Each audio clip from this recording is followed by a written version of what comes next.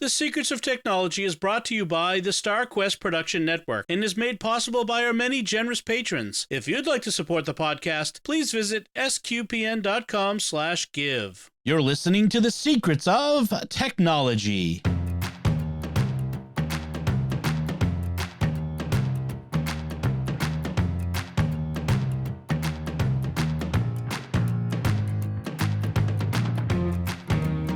Hi, I'm Dom Bettinelli, and you're listening to The Secrets of Technology, where we discuss the technology news that's important to you from a uniquely Catholic point of view.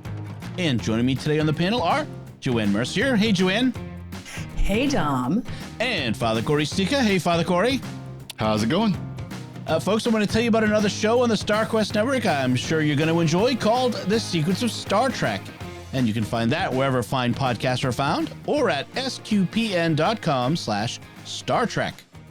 So I want to start today's episode by going over some feedback we received from listeners on our last episode. Last time we talked about home maintenance technologies with Victor Lambs and Thomas Centerho. And so we got some feedback on our discussion. The first feedback comes from Matthew on YouTube, who writes, I did a quick search and noticed there were no results for the keyword foundation. If you live in an area with clay soils, then there is a risk of foundation problems without regular maintenance. I believe you did not cover how sensors could be used to maintain structural integrity of one's home. And I don't know of any sensors for the home, but it raises an interesting question about using sensors for various maintenance or preventative tasks around your house. Like I've mentioned several times, I have water leak sensors in strategic places. I wonder what other kind of sensors that would be useful. Well, and there are, connected with water leak sensors, there are moisture sensors that can be used like on your foundation. And there might be foundation sensors, but I don't know of any that are commercially available versus something that are put on the house by a contractor. Right. It's not something you could just, it's not like the water leak sensor where you could just stick it under your sink. It's something that needs to be installed on your foundation. Yeah. I would assume there might be some motion sensors or something like that you could make work for that. I don't know. They'd have to be pretty sensitive and discerning, because you don't want them going off every time a truck drives by. You know what I mean? Right. Yeah. So exactly. Yeah. Or like even like a soil quality sensor. I mean, if you feel like if your house is built on sand or no, built on sand instead of rock. If only the guy in the parable had a sensor. No, very true. But if you have potentially bad soil or soil that could erode quickly, maybe a soil quality sensor, a soil, like even moisture sensor, like they have those that you can get. But yeah, I don't know of any. If folks know of any interesting sensors for, watching your foundation or any part of your home, like fire detectors or smoke detectors are kind of sensor, that sort of thing. I would be interested to find out what other kinds of sensors would be available. Yeah, I know my neighbors would, especially with all of the flooding we had around here the last month and a half. Oh, wow. Almost everybody in my neighborhood got whacked.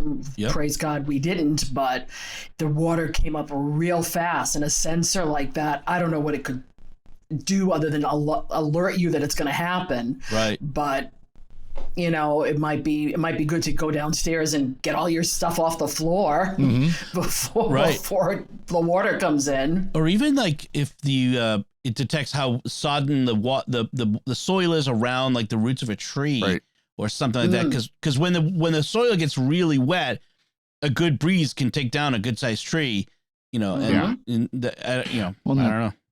And that's, I think, we're one of those moisture sensors where it can just read, small amounts of moisture. This isn't like a flooding sensor, but this is, just, it reads the moisture in the wall. I saw actually a YouTube video recently where a inspector was showing that, where there was a spot in the house where moisture was getting through the drywall because the siding on the outside was installed improperly. And he was able to just hold this little sensor and it showed the moisture content of the wall. Well, I did mention one sensor in last week's episode, a moisture sensor like that, a handheld one, because I've had my battles with moisture in my house.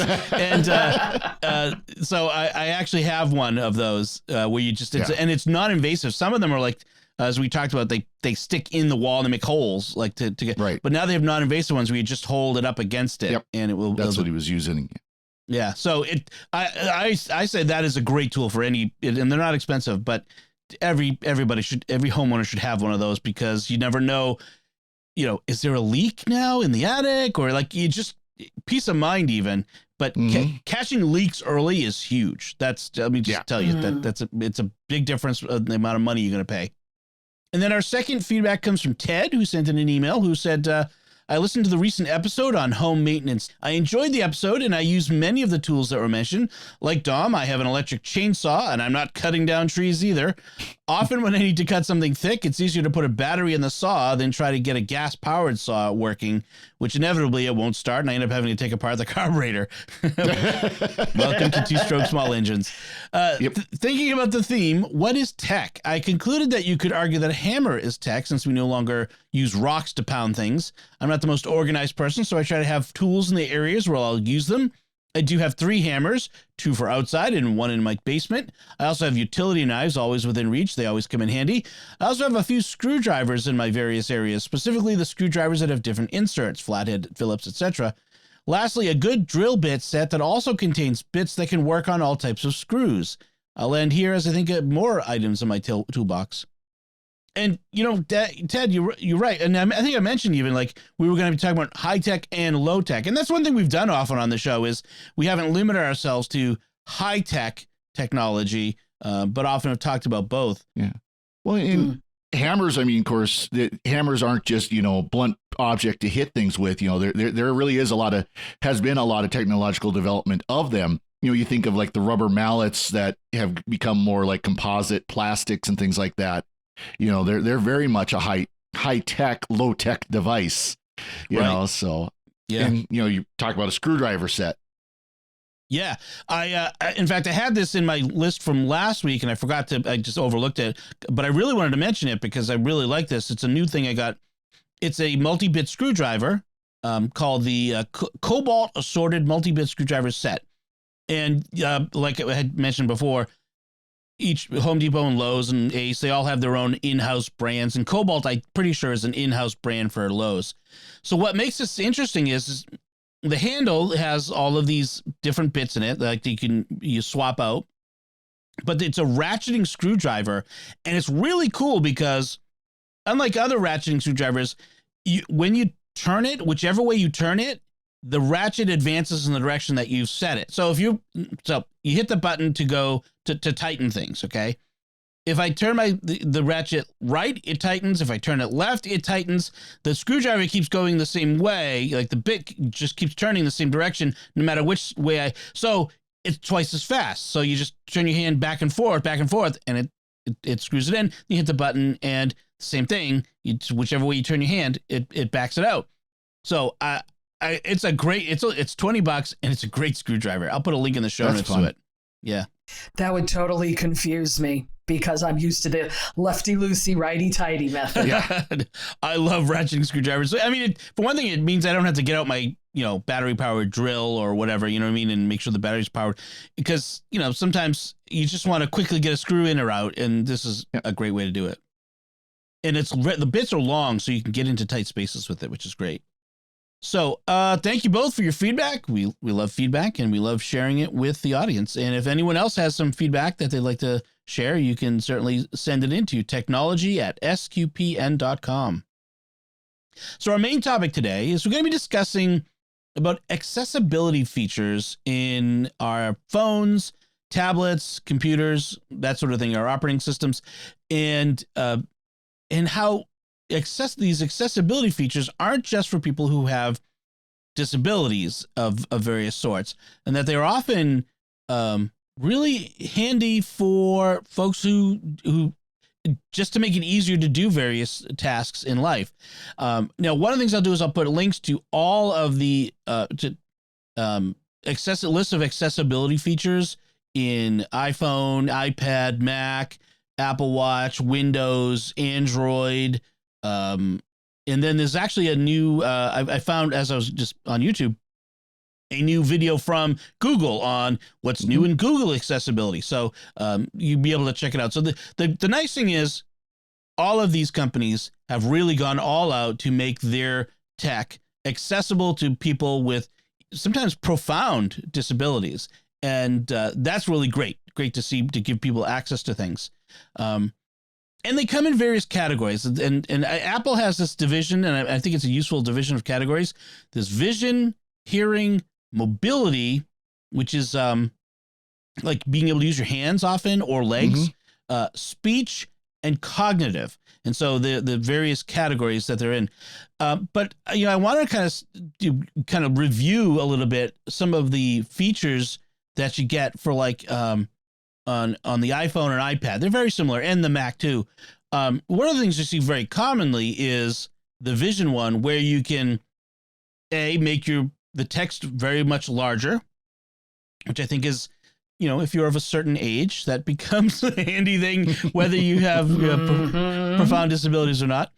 But you also can do things like change screen colors. Sometimes you're not seeing good contrast, or you have color blindness.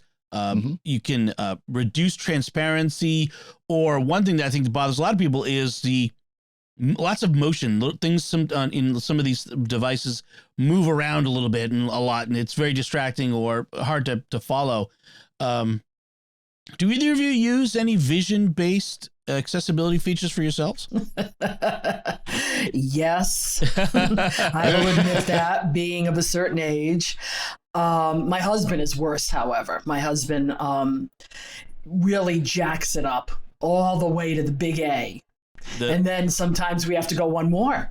The text size? Yeah. Right. And I do not know how he does that, because that is way too big for me. I just have it jacked up a little bit because I need to see. And the only problem you get with that is sometimes you can't read other things, because it'll fold over onto an icon, or it'll fold over onto the next line. And so it gets a little jumbled. You have to figure out for yourself which is good and which one will require you then to put on the glasses so that you can read the screen.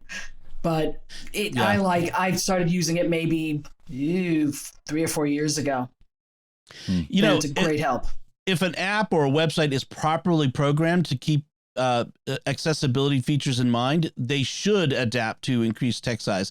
So usually when it's not doing that, it means that the people behind it have not taken into account, which I have to admit, the SQPN website probably doesn't do a very good job of it either. I mean, we're in desperate need of a new website.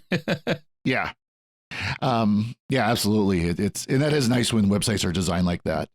For me, one that I use, because I have a little bit of light sensitivity, too bright, like driving at night can get painful because especially with newer cars with LEDs and stuff like that for headlights. So I use dark mode on everything possible, because too much bright, if you're looking like at a browser, if there's got a bunch of browser windows open where everything's background is white, that gets very painful. Or not very, but a little painful. I mean, it affects me. And so having, especially on phone where you got the entire display is, white, that can cause difficulty for me. So I use dark mode for that. It's interesting how dark mode is one of those accessibility features that went mainstream. That at first it was just a feature put in for people who have vision problems, but they realized that so many people were going, like Apple realized so many people were going into the accessibility settings to turn it on, that maybe we should raise it up and put it in someplace prominent. And so I like that. For me, sometimes the dark mode can be a problem. Like I don't like it on a big screen like my Mac. But on a small screen, it works better. I think on the big screen, I think I get I don't know, when something bright shows up, like sometimes you'll have a page that's white page with it's like, my retinas are burning. Yeah. Whereas on a small screen, it works better for me. But I know people who love, the dark mode on everything. And, that works. I hate that when you have an app that they designed their dark mode bad, so that it will flash white every once in a while when it's like when you're changing a screen or something. Yes. And it's like, fix your app. I've appreciated dark mode at night, especially because then it's not blaring at you before you go to bed. Right. But and also like if I've got my phone on my dash with a map, I like how they go to all of them now automatically go to a dark mode because it's so distracting to have this bright screen right there when you're driving at night. So I agree with that. Some of the other one thing I use I didn't mention on my Mac I've recently started doing is there's a way to adjust your cursor size and color, and I found that because I have big screens and I have at pretty high resolution, which I can read the text fine, but sometimes that cursor disappears, that little white or black cursor, and I'm like, where the heck did that go? And I'm like waving it around, and actually that's a nice thing is if you jiggle on a Mac, if you jiggle your mouse or trackpad, it will get really big for a second to show you. But even then, sometimes I'm like, where did it go? So what I've done is I've put a red outline around my cursor, and that makes it much more visible against white backgrounds. If I was in dark mode all the time, I might change that to like a white color or something, a white outline for it. And you can make it bigger. You can make the outline thick, so you can adjust it to your preference. But that's one thing I really like. Yeah, I use that too. Mine's yellow because and right now because I change it seasonally, not liturgical colors, but depending on what's on my wallpaper. So if I have Christmas wallpaper, I don't want a green or a red one because it'll get lost. Sure. But I have it almost as far up as you can jack it so that I can see it. Yeah. Especially as screens have gotten bigger. Sometimes it's even I've heard even, young people with good eyes who complain that it's hard to find things. So things you can do that are vision based are like you can turn on voiceover on a Mac or a iPhone or iPad, where it will read to you what is on screen. So sometimes that's handy for some people. You can turn on Zoom, which is a nice feature. Joanne, I think you use a kind of Zoom, right? I use what's called hover text. So you have to push down your Mac button and just bring your cursor over to the text you want to read, and it will make it bigger. So that's really good on websites with, the fine print, and you can't seem to jack them up by pinch and zoom. Right. So that's very helpful. That is nice. And I should mention on the Mac and on Windows, and I'm pretty sure on Android, you look for accessibility in settings, and you'll see all these in there, all these different settings. So other elements, it's like, so there's voiceover, but there's also spoken content, and that's a feature that will read to you.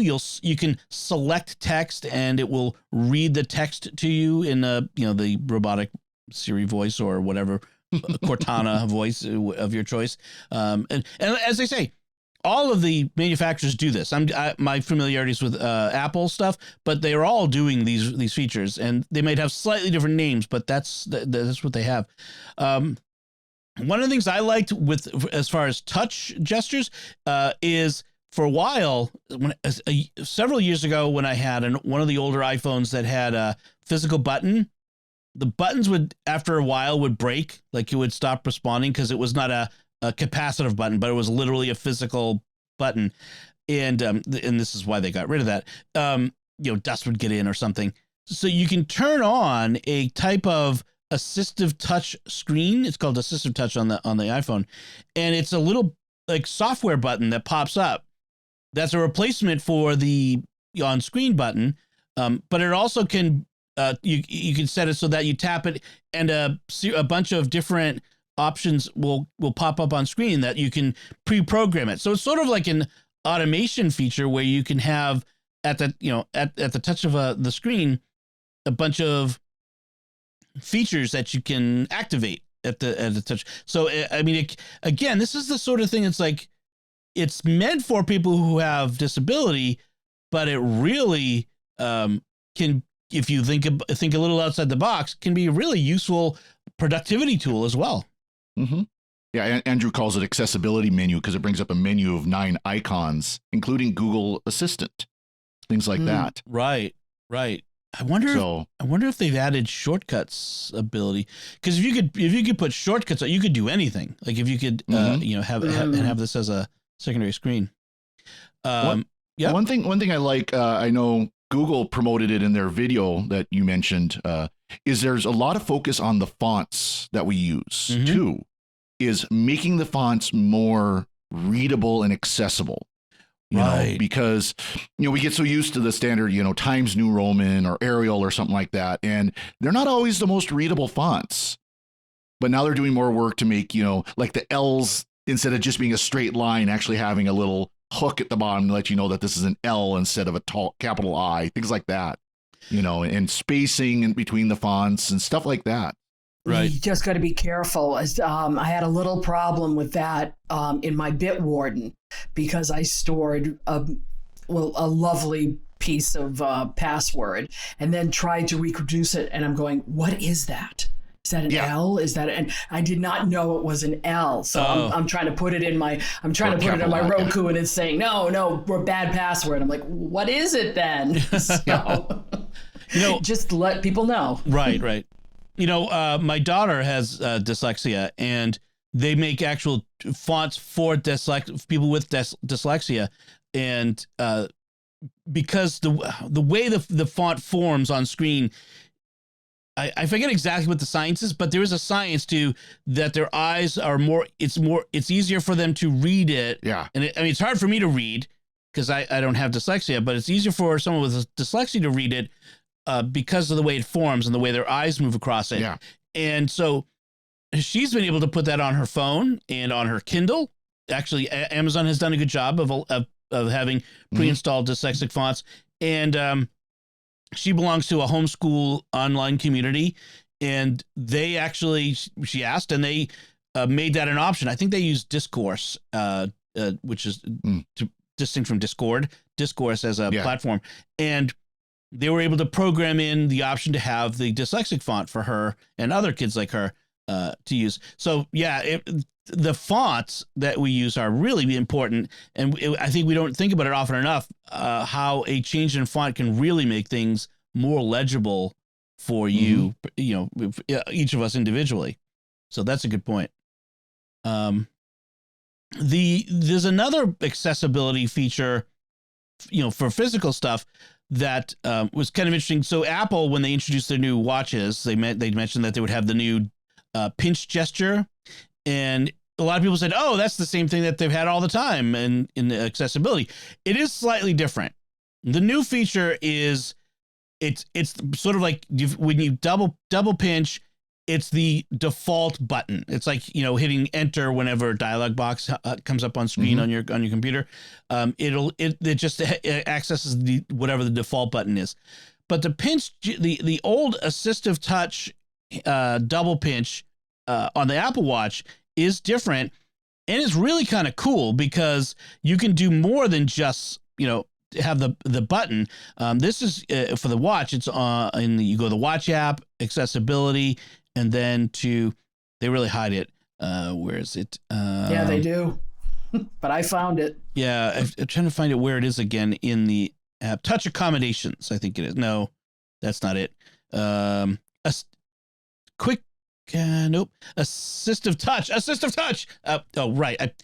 I put it in the note in today's outline, and I didn't even look at it when I'm looking for this. Okay, so if you go in the watch app, assistive touch, accessibility, assistive touch, hand gestures, and then you can program different hand gestures. So when you raise up your watch, you can have one pinch do a thing, double pinch. So like pinch is when you bring your forefinger and thumb together. Clench, which is when you make a fist, and double clench, when you do it twice, make a fist twice. And each one can do different things. And one of those can even bring up an action menu. That means that you can choose from different things. And it's really cool. In fact, there's one where you can navigate your watch just by tilting your wrist. So as you tilt your wrist, it moves the cursor. There's a cursor on screen. And then you select by pinching. I mean, it's fascinating how they've thought through this, making these things accessible to people who don't have maybe two hands. Because if you think about it, a lot of that stuff with that watch is you need a second hand to do. And if someone has one hand, how do they use a watch? Well, this is a way of letting them do it. But if you have your hands are full, your hands are dirty, covered in, raw meat or whatever, it's another way to be able to access your watch, which is really great. Yeah, so just think if you're doing work or something that your right hand is, your dominant hand is busy, yep. you could be still, changing your track on your music or whatever you're doing on the watch as you're working. Without using your nose, which is what I've done a lot of times to try to stop timers. I've had it on the watch since it came out. I went to accessibility and I, found out a couple of things. One, it does not deplete the battery that much more because it's always on. The minute you raise your watch, you should be able to see a blue outline around the perimeter. That tells you that that's active. It sometimes doesn't like my double pinch. Yeah. It has a little bit, it sometimes doesn't like my clench either. But now, at least when I get a phone call, it will say on the top, double pinch to answer, double pinch to close. And at least, it's active. And when that happens, I can use it. It takes a little bit of finesse. But again, it's better than your nose. Yes. And it's better than trying, when your hands are covered with flour, it's a lot better than trying to deal with that. Right. Exactly. Just be careful when you're doing the clenching that someone doesn't think you want to fight. Yeah. Right. No, I'm responding to my watch, I swear. or be careful if you have, I feel deaf people because this is a sign.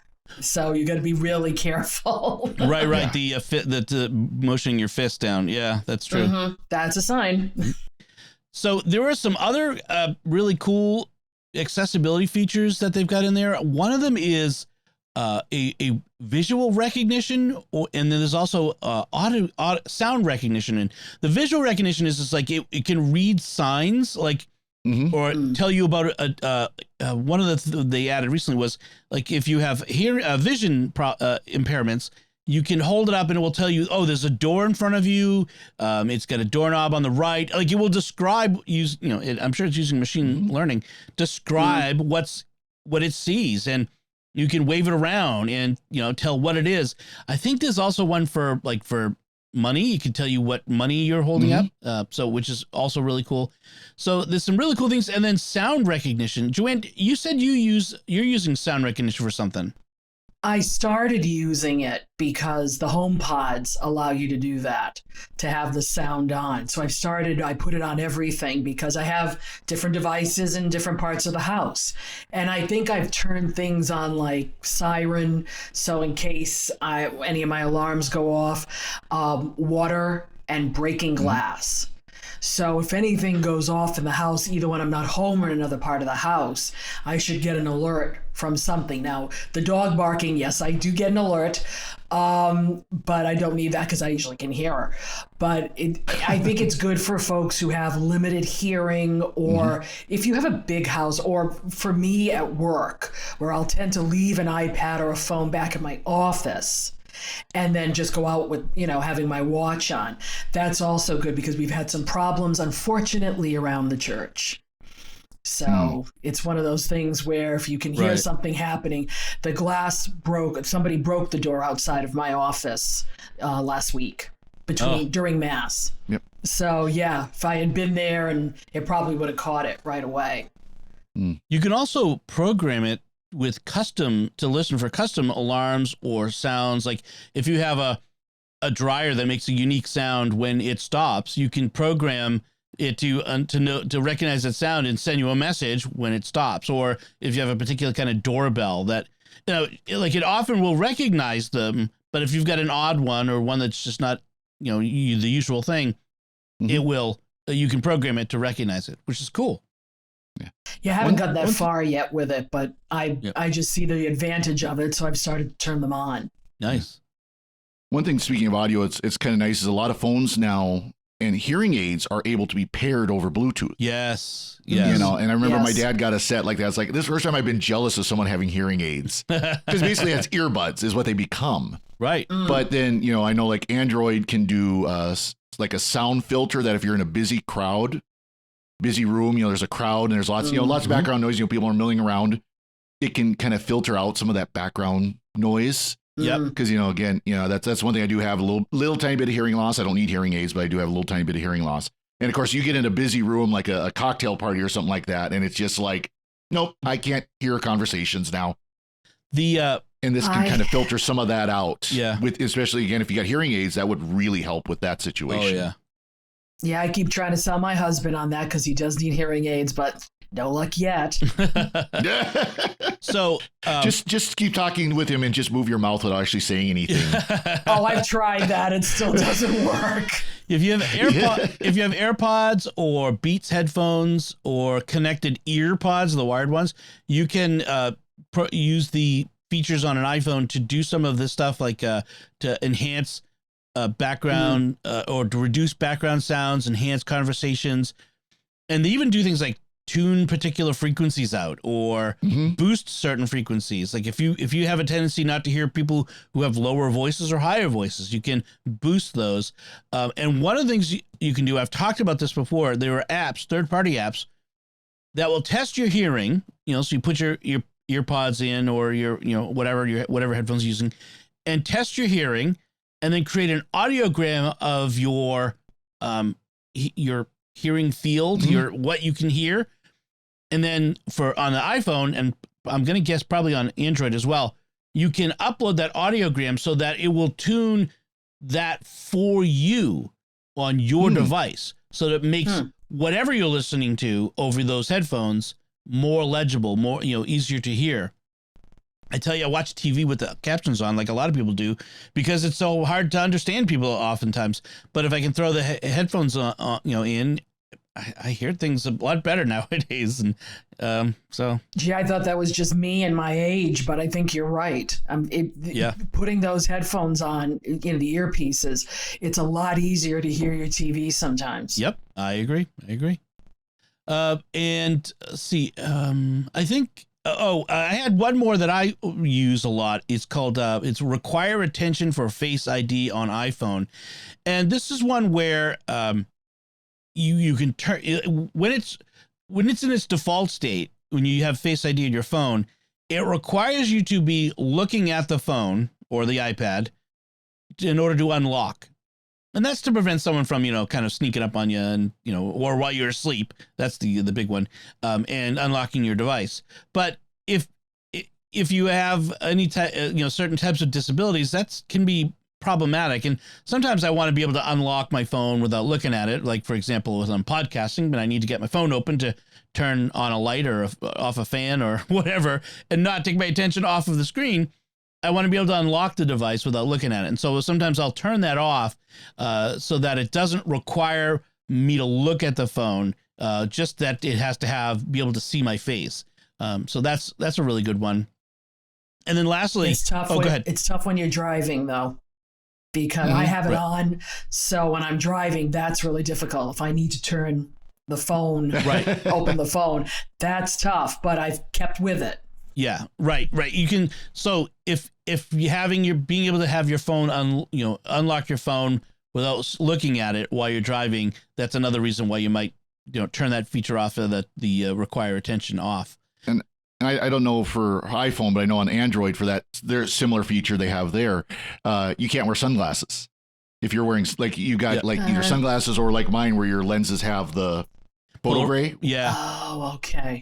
My sunglasses because it can't see your eyes. It can't see your eyes then. Right. That actually helps with that. This require attention. So if it doesn't see it doesn't have to see your eyes. That's the big thing. So you can, in fact, you can even train it with a mask, because we were all doing that. Or you can train it to unlock with your eyes partially, with sunglasses. But I haven't done that lately, so I don't know how effective that is. I'd have to try that again. Yeah, I've had it on my phone where you're wearing sunglasses. Yeah, take off the glasses. I also have well, I also have it where you can just use the Touch ID as well. Right, because Pixel has both.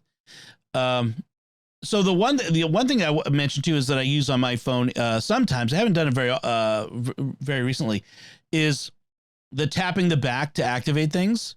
So there's a feature where you can have it set to that when you double tap or triple tap on the back of your phone, it will activate a feature or run a shortcut or do various things.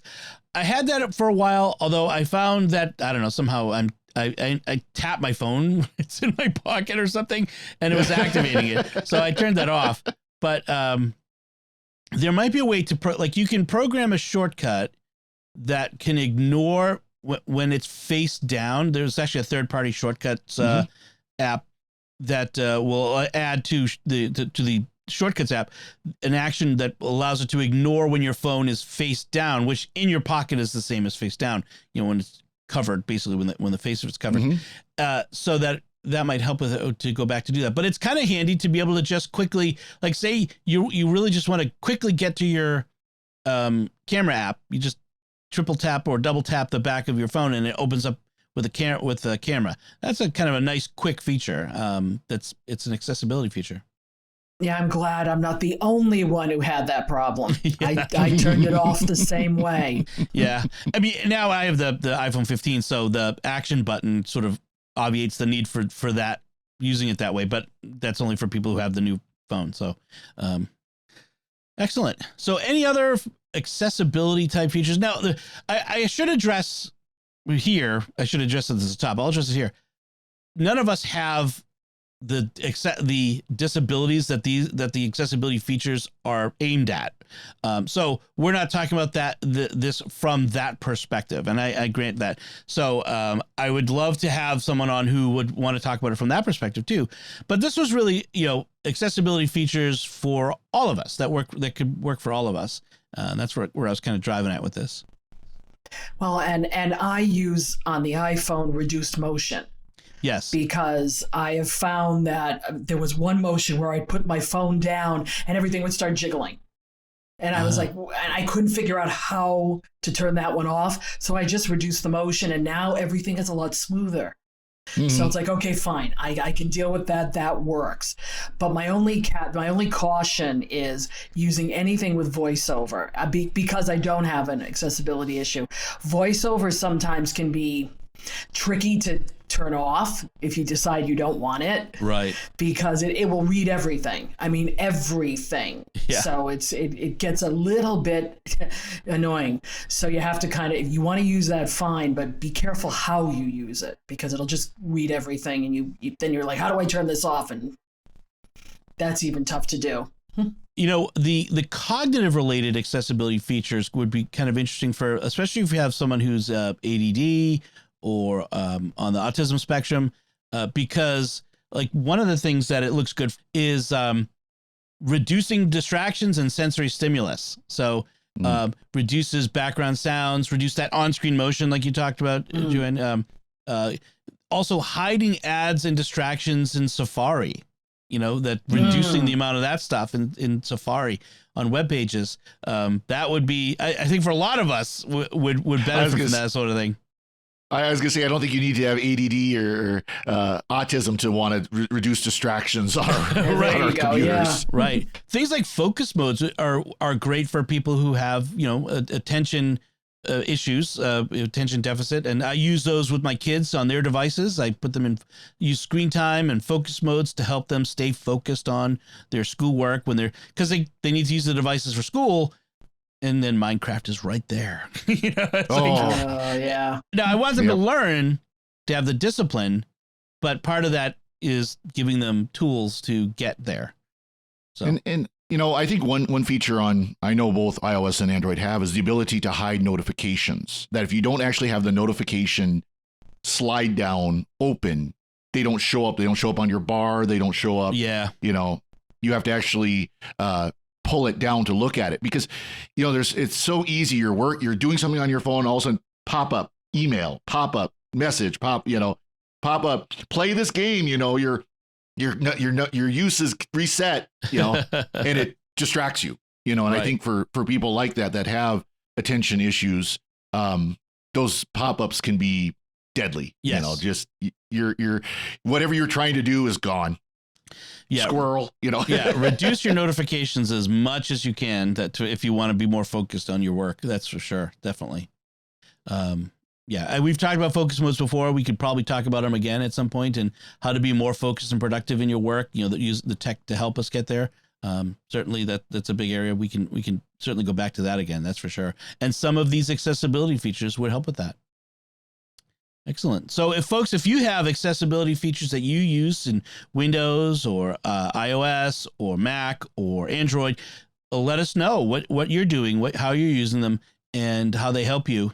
We'd love to hear from you. And if you are someone for whom these features were designed because you have a disability of some sort, I'd love to hear how you're using them and how they help you. That would be great. So you can let us know at technology@sqpn.com. So now we'd like to take a moment to thank our patrons who make it possible for us to create the secrets of technology, including Sean F., Deacon Al V., Michael D., Sadani, and Susan L. Their generous donations at sqpn.com/give make it possible for us to continue the secrets of technology and all the shows at StarQuest, and you can join them by visiting sqpn.com/give. So our first headline this week is an interesting one. I love space tech, so this is kind of fun.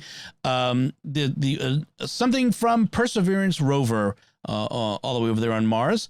One of the experiments on board Perseverance is a machine or technology to create oxygen, to harvest oxygen from the carbon dioxide, of which 96% of Mars' atmosphere consists of. So it has been successful over the past couple of years, making they've generated 122 grams of oxygen, which is equal to what a small dog breathes in 10 hours, which is kind of an interesting measurement.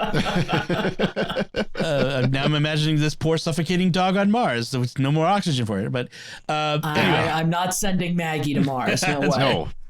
But it's a technology demonstration, which is important because it shows that two things. If we send people to Mars, we don't have to send all the oxygen that they'll need with them. Nope. If we can develop this technology more, but also they could use it to make oxygen for rocket fuel, so that they when they want to come back. So really cool demonstration. I love this sort of thing. And it kind of shows the potential for the future. Yeah. Well, they say it's a microwave-sized box that's creating it. So, I mean, you can understand why it's not going to create that much. But, of course, if they are going to send someone, they could make a device that's the size of a tractor trailer, and it would produce all the oxygen they could need. Right. And they'll probably very easily. Yeah, they'll probably make the technology more efficient and better over time, too. But, yeah, that would be amazing to see that if they could do this.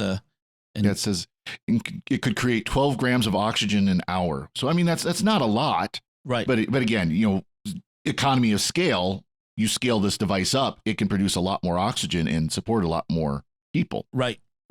I know. I love it. I love this sort of thing. It means that the day when we will be landing on people on Mars is coming closer and closer. I love that idea. And then again, they should have had that device when they had the Stars on Mars show. There was no oxygen in that show, let me tell you. Oh, man. And then our next headline is based on something we talked about a while ago, and it's a follow-up to that. But the headline is, "It's Robbery, Salvadorans Slow to Adopt Bitcoin." And we talked a while ago about how in El Salvador, the president of the country was going to have an experiment in making Bitcoin an official currency of the country. So the U.S. dollar is their primary official currency, but they wanted to kind of develop this way of having a currency that is easier to transfer among countries, like, because I'm sure El Salvador, like a lot of Central American countries, have people who leave the country to go work in different countries and send money home. And if it was Bitcoin, there's no exchange rate. It's all really easy to transfer. The problem is people aren't using it. I mean, part of it is because it's lost so much value since they started it. But I think people just don't understand it or trust it. What do you think? Talk about a lack of oxygen in this thought. Yeah. This was not Bitcoin. From what I understand of Bitcoin, and I don't understand a lot of it, it's really it's out there. It's like you put your own price on it, and I don't get the appeal of this, other than being, something you can transfer? How do you,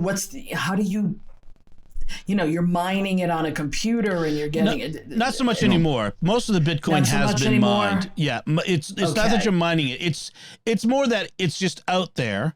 It's all out in, and some people have it and other people don't, and you buy it from people who have it, and it's just like regular currency. It's you transfer it for goods and services.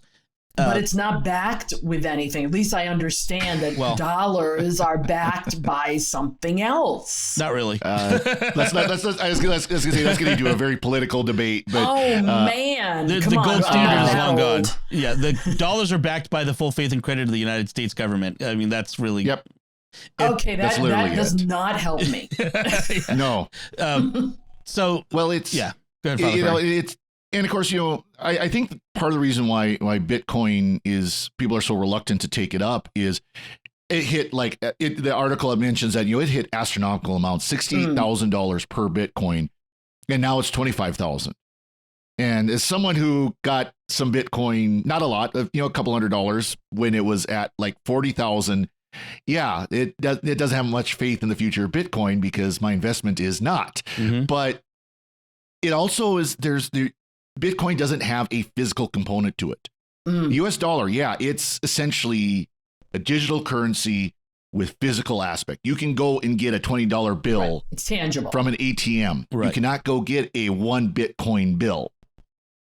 Right. That does not exist. Right. And so everything is digital. And people are using Venmo, people are using PayPal, people are using, other ways of sending and receiving money that are digital. But they still know that at one point you can take that digital transfer and get cash, actual physical currency. Right. I think it was the wrong place in the wrong time.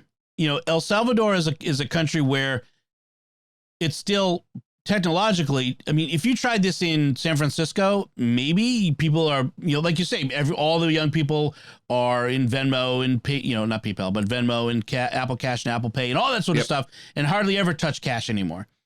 But in places like El Salvador, where portability of cash and the anonymity of cash is still useful and helpful, but also I think that at the time, in a generation or so, that might be a different, in a couple of generations where people are much more used to all digital transactions. People, it might be more acceptable. I think this was a president who's very high-techy focused, the president of El Salvador, and just was trying to push too fast, too far, as a sort of populist move. And I mean, when we talked about it originally, it sounded interesting. There were reasons why, this makes sense. But when it comes down to it, is people just, I think, like you say, Joanne, people just don't understand what it is and why it's better. I'm just going to keep using dollar bills because I understand that. Right, and a dollar bill is a dollar bill. A 5 is a 5. A Bitcoin is whatever it's going to be on a certain day. Exactly. And that to me that's worse than stocks as far as I'm concerned. Mm-hmm. You know? Well, and it's interesting too. El Salvador is one of the countries that they have their own currency, but the U.S. dollar is also considered legal currency for the country. So you got the choice of Bitcoin or U.S. dollars, which, again, with the trying to set aside the political aspect of it, which does seem to have better backing, which does seem to be more stable. Right. Because if you're going to go to a store that one day this item is going to cost the equivalent of $5 US, the next day that item is going to cost the equivalent of 10 because Bitcoin just doubled in value. So that 0.0001 Bitcoin is now worth twice as much, which means it's going to cost you twice as much to get it. Or the shop owners have to be constantly changing prices on everything in order to, keep things level. Right. It's the volatility. That's the problem, is that volatility is another part of it. Like the dollar is basically stable. It goes up and down a cents here and there every day against other currencies. But most fiat currencies, which is what you're referring to, issued by countries, most fiat currencies are stable. and Bitcoin, and all of the cryptocurrencies. Almost none of them are, unless there are some cryptos that are tied to fiat currencies and that sort of thing, which is a whole nother discussion. But I mean, I've owned crypto for a long time, and even I don't really understand a lot of this stuff. And so I can understand why it just would be hard for people to get their head around. I don't think there will be a viable all digital currency until it's issued by a major economic power as an official currency, whether it's US or China or something like that, or the euro. And there is talk of creating a US dollar equivalent, US digital coin. dollar, basically. Yeah. Yeah. Oh, wow. So, I mean, the fact is 99% of all American money, like the money that's out there in banks and whatever, is digital. Like about 1% of all US currency actually exists as on paper. The rest is digital. I don't know if that's an exact amount, but it's that sort of proportion. So, something to keep in mind. Speaking of money, our third headline: credit card disputes keep rising at Visa as e-commerce booms. And this has become a big issue even after the pandemic, as the amount of e-commerce has grown and grown. The problem of people filing disputed charges, whether due to actual frauds, like someone getting a hold of their number, or people trying to get out of paying for things that they actually bought or whatnot, is becoming a problem for all of the card companies. MasterCard, American Express, Visa, Discover, they're all having these issues of dealing with these disputes. And what they say, 90 million in 2022, 90 million disputes. That's up from 70 million in 2019. So it's a huge issue. And even to the point where part of the problem is that some large retailers like Walmart will tell customers, just dispute the charge if, when we have a disagreement over a refund. Like, I want you to give me a refund. You know what? We're not going to give you a refund. Just dispute the charge, and Visa will kick you the money back. It's like, that's not the best way of handling things. Well, you really don't want to do that on some online retailers, because if you do even one dispute, you're off it.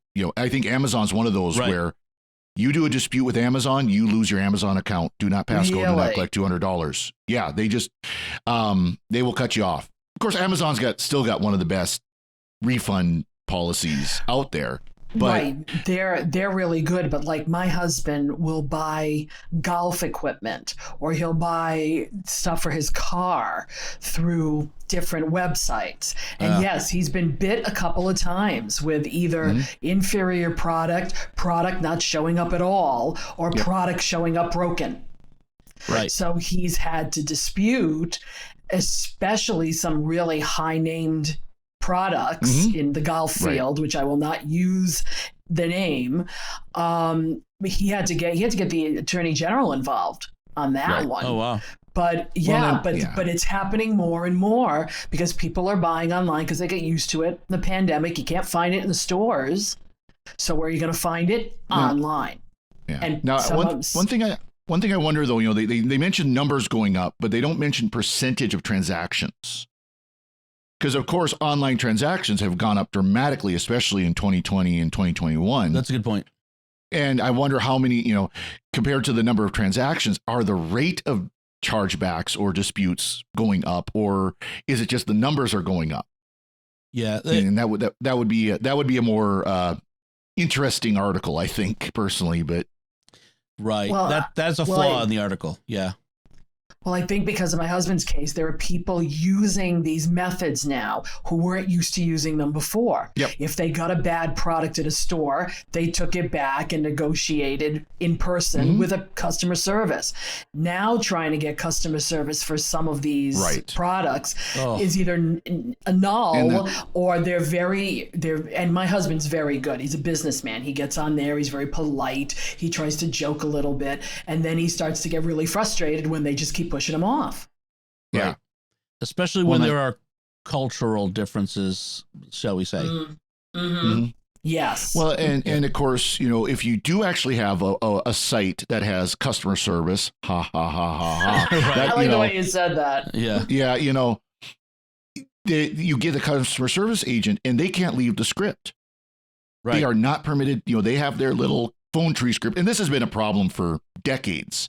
You've heard complaints about this back to the 90s of you call, internet service provider and have, step 1, have you turned it off and back on again? Right. Step 2, have you checked the plugs? And it's like, I've done all that. Right. I need a new router, Right. So, I mean, that's been a problem for a long time, but there's a lot of these e-commerce sites.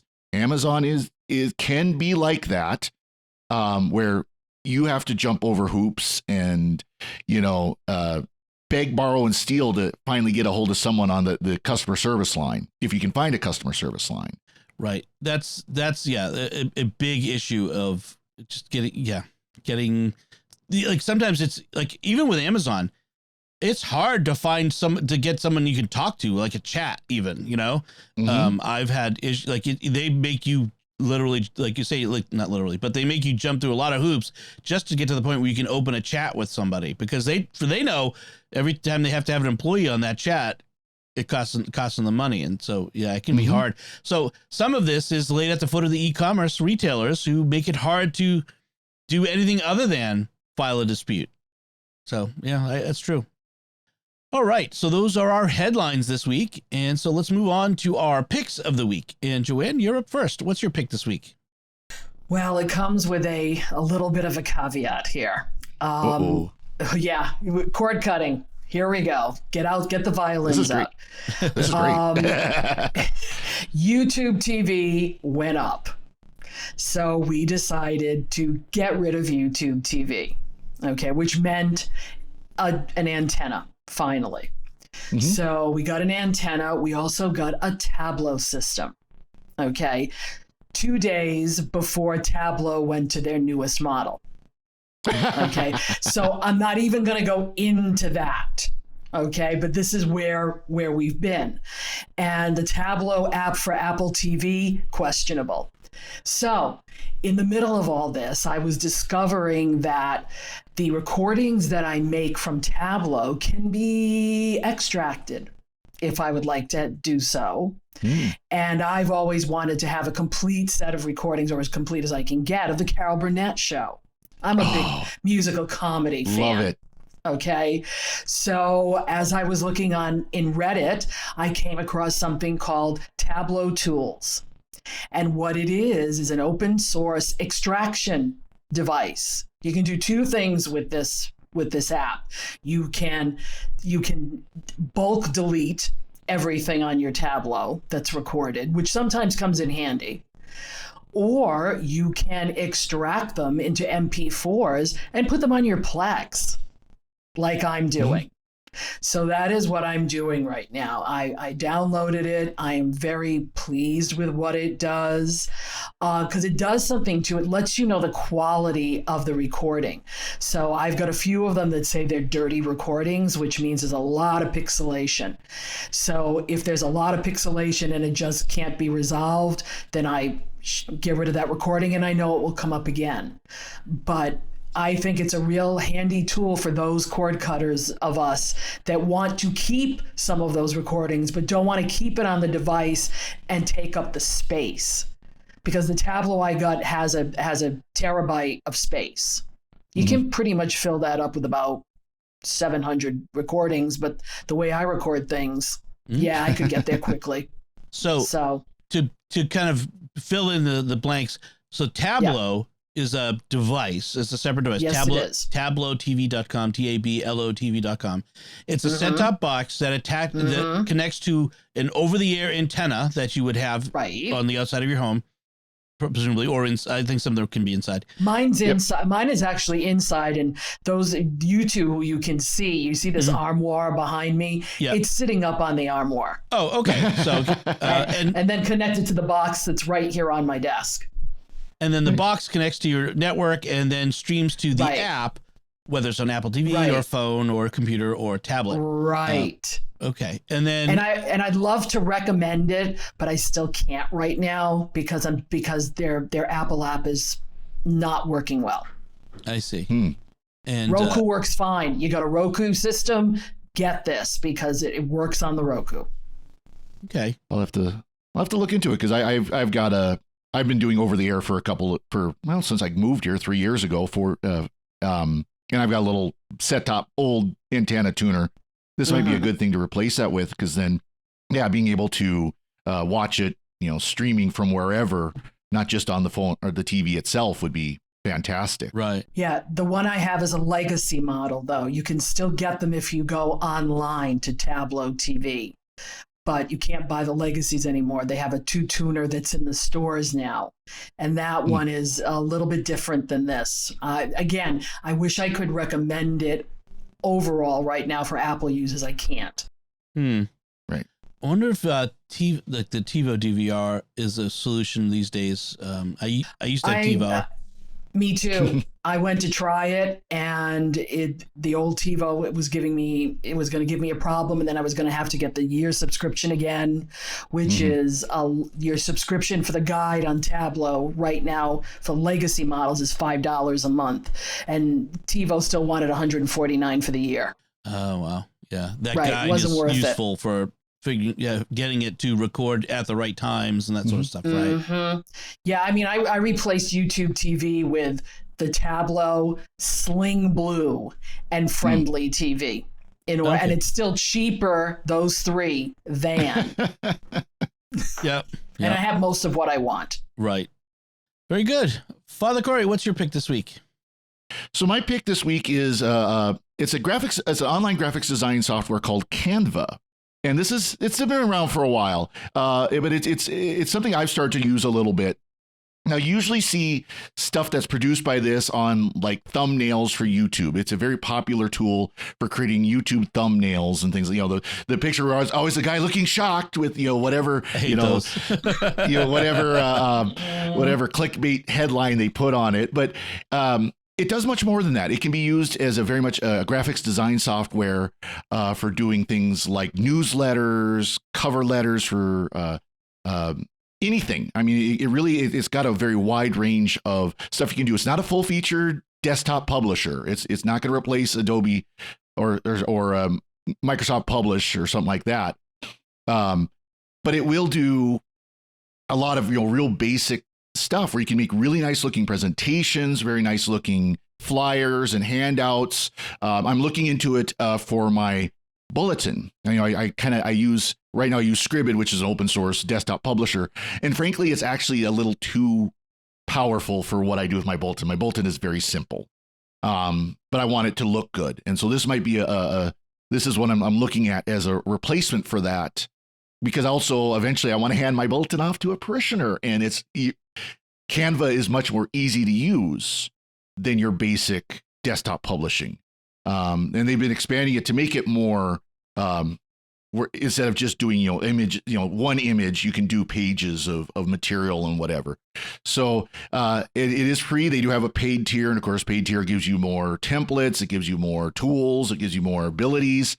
But even the free tier, they don't put watermarks on it or anything like that. If you use the free tier, you just don't have as many templates, but you have all the major features anyways in the free tier. So canva.com, it's a really great little tool for any of that kind of graphics design type stuff if you don't need anything too powerful.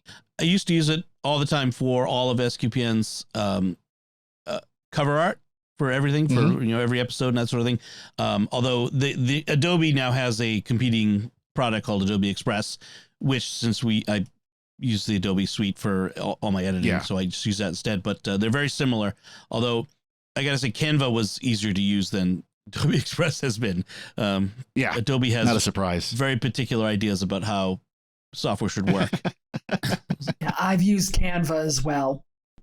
Yeah, it's very, and especially on the iPad when you get to move things with your finger, it's a really nice product. Yep. So my pick this week is a little piece of software that's sort of a service called Ping, and it's an uptime monitor for Mac OS. And what it does, it's a very simple thing. Ping is a feature in almost every operating system. That it to ping something is like ping a server. Is it sends a software signal over the network to a computer, and the computer responds. And then the ping usually measures how long it takes for that, and if you keep the ping going, it tells you whether the server is responding. And if it stops responding, it means there's something wrong with the server. Mm-hmm. So I have several servers that I monitor. The StarQuest server. Also, I have my own personal website that I monitor. And I also ping Google, and I'll tell you why in a second. But that's a good one. So the ping is the software lives in the menu bar of your Mac, and it has an icon of the Earth. And if the icon is green, it means that all of the servers that you're tracking are all connecting and connecting fast enough below a threshold that you've set for it. If it can then turn yellow if the network is slow, if the connection has, that you're pinging is slow, and will turn red if something is not responding. And that's great because I want to know if my sqpn.com website isn't responding. It means that's a big problem. I need to go fix it. So you can put in multiple servers. You can customize the ping time that you set to it. Now, why do I have Google listed there? Because that's my failsafe to tell me if Google's red, because Google's never down. So if the Google is red, it means I have a network problem. It's something I'm going on my end between my computer and my router and the internet modem of some sort, or my internet provider. So I use that as sort of the fallback fail-safe there. So and the nice thing is it's free for basic use. And there's a Ping Pro version. I think I have the Pro version. I'm not sure what I get with it. I think it's more of I'm going to pay this guy because it's a really useful thing. There might be some additional benefit to Ping Pro, but I don't remember what it is. But it's a nice little tool if you have the need to check whether a server is responding or not on a regular basis. This is a nice little tool. I did have to laugh because when I was working server administration way back when, before ever even considered the priesthood, ping was always the go-to tool. It was the actual command line ping, and it's in Mac OS, it's in Linux, it's in Windows, and okay, I can't connect to something off the network. Ping Google, or at the time it was Yahoo, because Yahoo was the big one at that time. Right. But it was the classic tool, and that's a very common. This app does what a lot of network administrators will do, is they'll have something that'll wake up every minute or so and ping their server, and if it doesn't respond, then it alerts them. Right. And so so I had to kind of laugh at that because this is kind of what's old is new again. Right, exactly. And there are services you can subscribe to that'll send you a text or something no matter where you are. If to let you know that a server's down, because if you're like a server admin, like you mentioned, responsible for a corporate server, you don't want your boss to be like mad because you didn't know that the server was down on your day off. You can subscribe to something like that. But this is a nice free little thing you can sit in your menu bar. Yeah, WordPress has that with their Jetpack feature, right? Where it will actually text you and say, "Hey," or email you, "Your server is not responding." Right. Your WordPress site is not responding. That too. Yes. All right. So those are our picks this week, and that's it from us this time. We would love to hear your feedback on anything we discussed. You can do so by commenting on the show at sqpn.com/technology, or the StarQuest Facebook page, facebook.com/StarQuestMedia. Send an email to technology@sqpn.com, or visit the StarQuest Discord community at sqpn.com/Discord. You can find links from our discussion and our picks of the week on our show notes at starquest.fm/TEC230. Remember to like each episode of Secrets of Technology wherever you find us, on Facebook, Twitter, Instagram, all the various places, and leave us comments wherever you find us. And until next time, Father Cory Sticha, thank you for joining me and sharing the Secrets of Technology. Thank you, Dom. Joanne Mercier, thank you as well. Thanks, Dom. And once again, I'm Dom Bettinelli. Thank you for listening to the Secrets of Technology on StarQuest.